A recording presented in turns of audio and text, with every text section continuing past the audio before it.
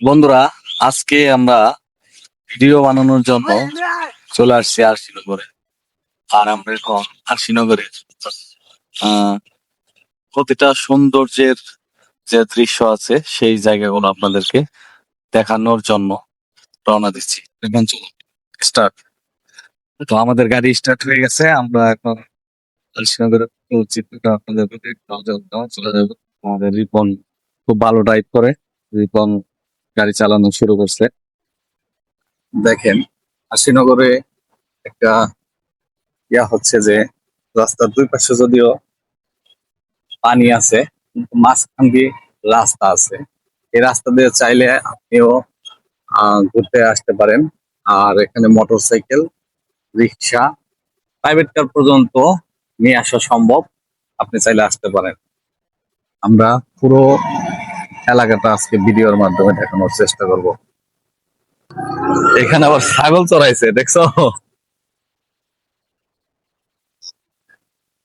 প্রকৃতির সৌন্দর্যের চাইতে আসলে আহ মানুষ দালান কোঠা, ইট পাথর দিয়ে যা কিছুই তৈরি করুক না কেন, সেটার সৌন্দর্য আর প্রকৃতির সৌন্দর্য কখনোই এক হবে না।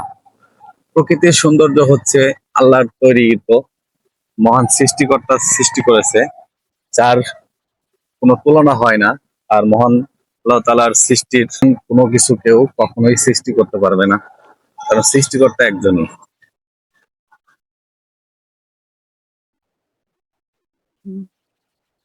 এ রাস্তায় আসতে গেলে আপনার এরকম ছোটখাটো একটু কাদা পড়তে পারে, এটা হয়তো আর 2-4 দিন গেলে থাকবে না। তো আর শ্রীনগরের বালুর যে চর ছিল, এখানে আমরা অনেক ভিডিও বানাইছিলাম। বালুর চর আর বালুর চর নেই, এখন হয়ে গেছে সমুদ্র, সমুদ্রের পানি। আর শ্রীনগরে আসলে রাস্তায় কিন্তু কাজ করতেছে। রাস্তাগুলো একেবারে আগে ছিল মাটির, এখন হয়ে গেছে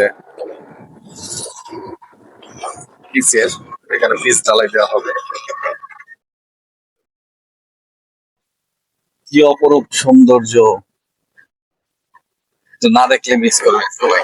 বলবো নিতেছি,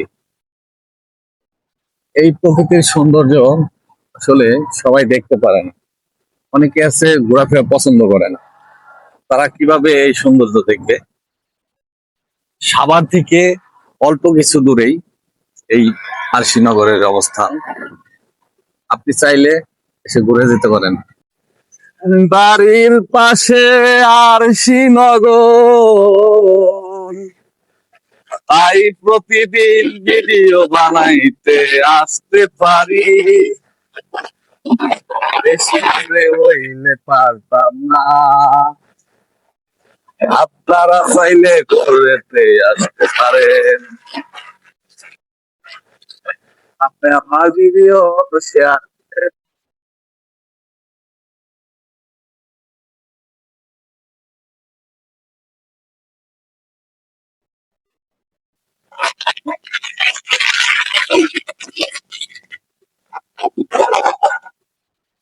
ও মা, আমরা দিয়ে আরশিনগর সাইডে যাইতেছি না। এরপরে নেক্সট টাইম আমরা এইদিকে ভিডিও বানাবো, এদিকে পরে আসবো।